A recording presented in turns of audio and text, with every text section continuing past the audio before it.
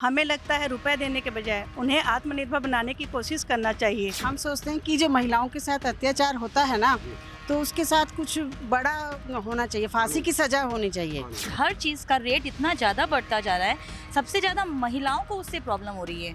परिवार में खाने पीने के लिए प्रॉब्लम हो रही है। बड़े लोग टैक्स देते हैं, छोटे लोगों को पूरा मिलता है फ्री चीज, बीच वाले मध्यम वर्ग लोग बहुत फंस जाते हैं। नमस्कार, छत्तीसगढ़ तक के सबसे बड़ी डिजिटल चैनल छत्तीसगढ़ तक में आपका स्वागत है।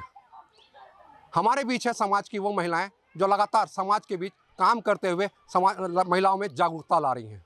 आइए उनसे जानते हैं, सरकारें बनती हैं, योजनाएं भी बहुत बनती है, लेकिन हकीकत में महिलाओं को कितना लाभ मिल पाता है, उनसे ही जानते हैं। आप बताएंगे महिलाओं को लेकर जो सरकारें बात करती है, कितना लाभ मिल पाता है हकीकत में, और जो जिस प्रकार के कानून बनते हैं कितना लाभ मिलता है। नमस्कार, हम कविता बेरीवाल दिव्य शक्ति संस्था से बोल रहे हैं।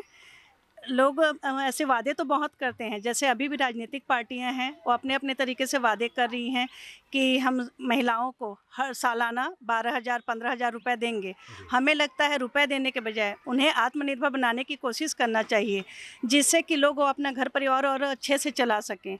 12,000 15,000 में कुछ होना है नहीं, आत्मनिर्भर बन के बल्कि काम आगे बढ़ा सकती हैं। जी, लगता है सरकार जो योजनाएं बनाती है महिलाओं को छूट देने के साथ, जिस प्रकार महिलाएं उनसे ही जूझती है, सबसे ज़्यादा महिलाओं के ऊपर भार पड़ता है। कानून भी कई बनते हैं, कानून का कितना लाभ मिलता है हकीकत में? लाभ का तो बहुत ज़्यादा ऐसा नहीं है, वादा बहुत किया जाता है पर उसका आधा ही सामने आता है। लेकिन उसके लिए इनको और भी बहुत कोशिश करनी पड़ेगी। और जो भी हैं ये सरकारें वादा तो करते हैं, लेकिन इससे पिछते मध्यम वर्ग हैं और जो भी उच्च स्तर के लोग हैं उन्हीं लोगों को स्ट्रगल करना पड़ता है, क्योंकि टैक्स तो उन्हीं को भरना पड़ता है। और जो गरीब तबके के लोग हैं वो कामकाजी ऐसे रहते नहीं हैं। उनको लगता है कि हमको तो सरकार सब चीज़ के जन्म से लेकर मृत्यु तक का सामान दे ही रही है, तो वो काम से जी भी चुराने लगते हैं। महिला सुरक्षा की बात कई बार कानून बनता है, लेकिन जब महिला सुरक्षा की बात आती है तो पुलिस उनकी सुनती नहीं। महिलाओं को काफ़ी जद्दोजहद करनी पड़ती, तब उनको न्याय मिल पाता है, और कई बार तो उनको न्याय नहीं मिल पाता। क्या सोचती हैं आप? हम सोचते हैं कि जो महिलाओं के साथ अत्याचार होता है ना, तो उसके साथ कुछ बड़ा होना चाहिए, फांसी की सजा होनी चाहिए। क्योंकि उनको 1-2 साल की सज़ा मिलने के बाद फिर उनको छोड़ दिया जाता है, तो अत्याचार फिर दोबारा से हो जाता है। तो इससे बढ़िया उनको फांसी की सज़ा दे दी जाए, तो ताकि आगे ये अत्याचार होगा ही नहीं। अभी के जो कानून बने हैं काफ़ी पेचीदा कानून है, लेकिन हकीकत में क्या लागू होते हैं? जब आप लोग न्याय मांगने जाती हैं या आपके साथ साथियों के साथ कोई घटना घट जाती है, क्या लगता है पुलिस सुनती है? पुलिस सुनती है, लेकिन आधा अधूरा होता है, काम पूरा नहीं हो पाता है। जी।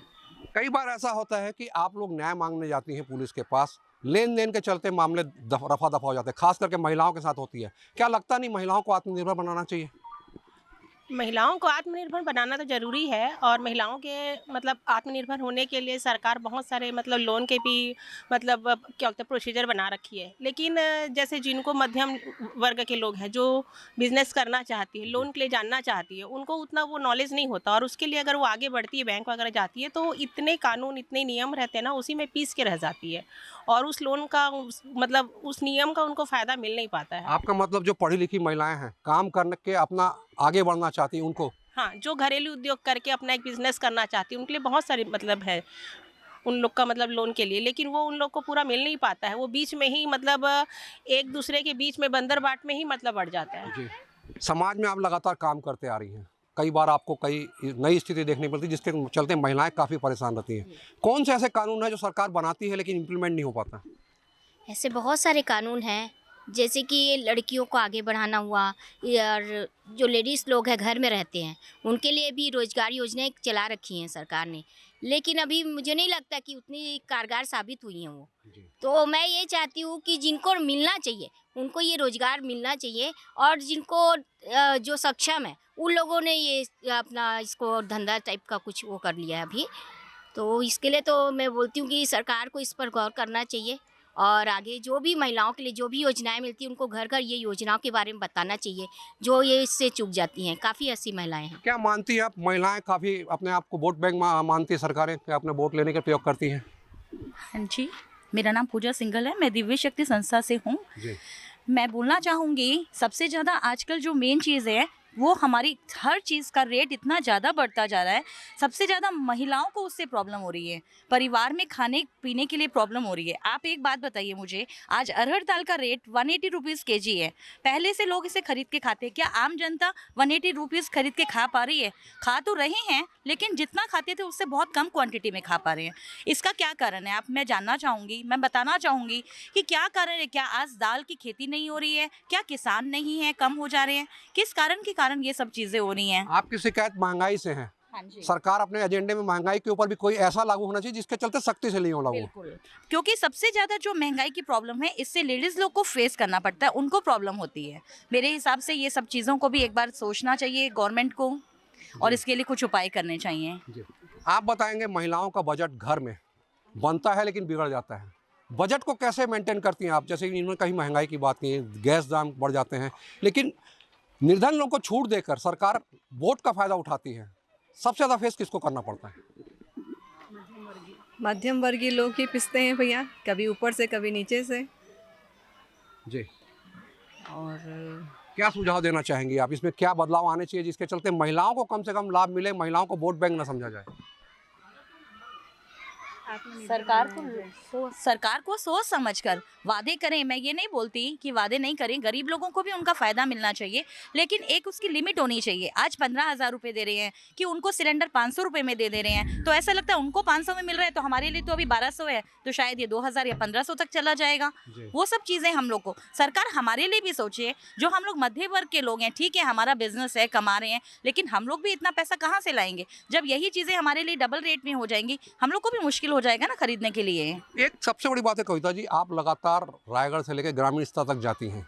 कई बार आपको फेस करना पड़ता है गरीबों के साथ, चाहे उनके पढ़ने लिखने का मामला हो, चाहे उनकी फीस का मामला हो, चाहे उनके आत्मनिर्भर बनाने का मामला हो, चाहे स्वास्थ्य संबंधी मामला है। क्या लगता है आपको, हकीकत में ये योजनाएं उन तक पहुंचती हैं?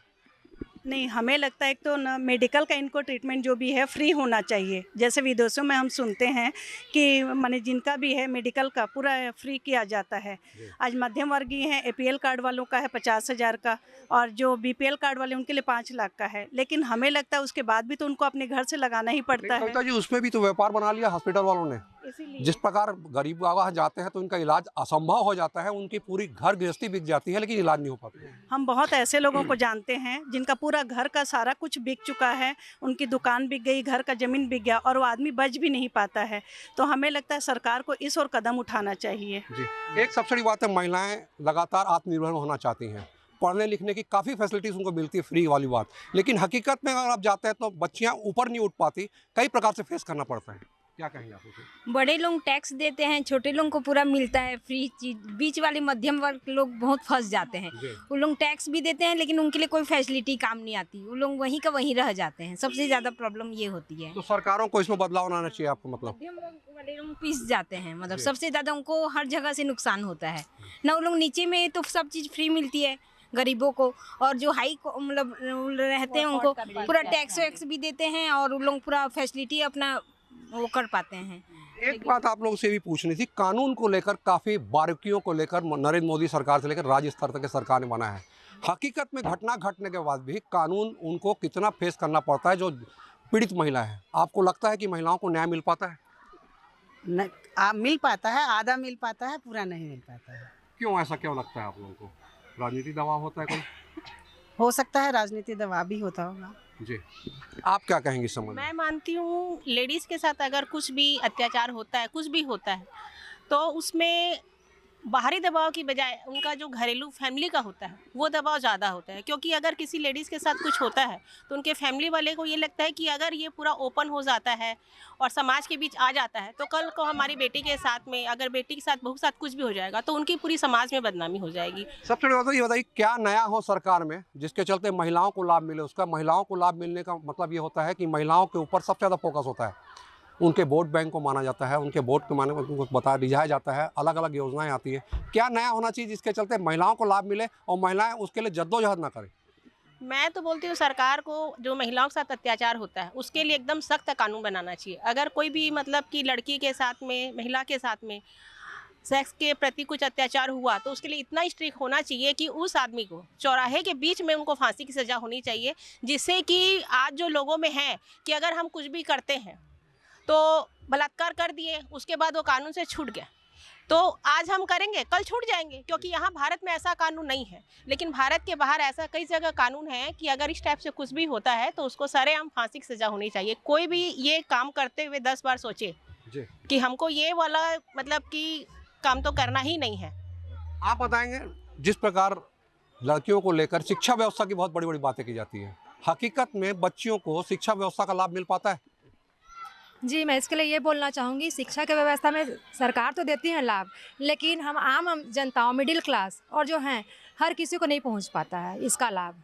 क्या कारण? इसके लिए तो मैं सरकार को दोष नहीं देती, पर जो सरकार अपना फंड पूरा करती है वहाँ से, लेकिन जो इधर के जो रहते हैं, वहाँ से बीच में जो रहते हैं, वहाँ से वहाँ कभी ना कभी ज़रूर आती है। जो तक कि हम किसी भी बच्चियों के लिए ना गांव ना शहर, हर जगह फैसिलिटी तो हर चीज़ की है, लेकिन नहीं पहुँच पाती है। बिचौलिए खा जाते हैं आपके बिचौलिए मतलब? खा जाते हैं। और एक चीज़ और मैं कहना चाहूँगी, जी। आज एक मेरी फ्रेंड है, उसके पति अधिवक्ता हैं, शायद आपने भी सुना ही होगा। वो रायपुर में भी जूझ रहे हैं और शायद उनका पैर है, शायद उनका कट गया है। वो व्हाट्सएप में आज मदद मांग मांग के हर किसी को आज गुहार लगा रही है कि मेरे पति का ऐसा ऐसा प्रॉब्लम हो गया है, और वो रायगढ़ में ट्रीटमेंट करवाई, लेकिन रायगढ़ से फिर डॉक्टर ने उनको रिफ़र कर दिया है वहाँ रायपुर में, और आज उसकी स्थिति ऐसे हो गई है कि उसका पति आज वेंटिलेटर में आज मतलब जूझ रहा है। और आज देखो, इतने बड़े अधिवक्ता हो के भी आज उनके लिए फैसिलिटी नहीं हो पा रही है कि कोई उनकी ऑपरेशन के लिए, किसी भी चीज़ के लिए जो भी है, कि उनका जीवन दान दे सकें। तो ऐसा भी मतलब क्या काम का कि मतलब जिसमें मतलब एक महिला आज पीड़ित होकर सबसे गुहार लगा रही है, और उसका सुहाग मतलब उसके लिए नहीं हो पा रहा है। नहीं हो पा रहा है। एक अंतिम बात आपसे पूछनी थी, कानून किस टाइप के बनने चाहिए जिसके चलते आप समाज में भी काम करती हैं, घरेलू में से भी जुड़ी हुई हैं, पढ़ी लिखी महिलाएं भी आपके बीच में काम करती हैं, कौन से ऐसे नए कानून होने चाहिए जिसके चलते कम से कम उनको लागू होने में तत्काल सरलीकरण हो और महिलाओं को भी समझ पाए, उसका लाभ उनके घर घर तक पहुंचे? सरकार तो अपनी ओर से बहुत कोशिश करती है और अच्छे कानून भी बनाती है, लेकिन ये बिचौलियों के चक्कर में ये पास नहीं हो पाता है। आज हमें ये कोई भी काम करना है तो वहाँ जाके इतना हमको स्ट्रगल करना पड़ता है, कई लोगों से परमिशन चाहिए, कई जगह जाके पूछना करना, उसके चक्कर में कई काम हम नहीं कर पाते हैं। तो हमको लगता है सरकार को थोड़ा सा सब चीज़ों को ध्यान देना चाहिए, जो भी सही इंसान है उनको इसमें। और एक तो जी SC ST वाला जो हो गया है, इसके चक्कर में जो अच्छे लोग हैं, जो पढ़े लिखे लोग हैं, वो सामने नहीं आ पाते हैं और उनको जानकारी होती नहीं है। आपका कहने मतलब इसमें पढ़े लिखे लोगों को ज़्यादा फायदा मिलना चाहिए ताकि लोगों को मिलना चाहिए। तो उससे क्या है, जो भी है हमको समाज में सब सच्चाई पता चल पाएगी। वो लोग ऐसे हैं जो सब चीज़ों को देखे रहते हैं, और आज जिनको बनाया जाता है तो उसके चक्कर में उनको जानकारी रहती नहीं है, कई चीज़ों का वो लोग ध्यान नहीं दे पाते हैं। ये थी रायगढ़ समाज सेवा क्षेत्र से जुड़ी महिलाएं और घरेलू महिलाएं। इनका साफ तौर पे कहना है कि सरकारें की जो योजनाएं बनती है अधिकतर महिलाओं तक पहुंचती नहीं, और कई योजना ऐसी पेचीदी होती है जिसके चलते वो समझ में नहीं आती।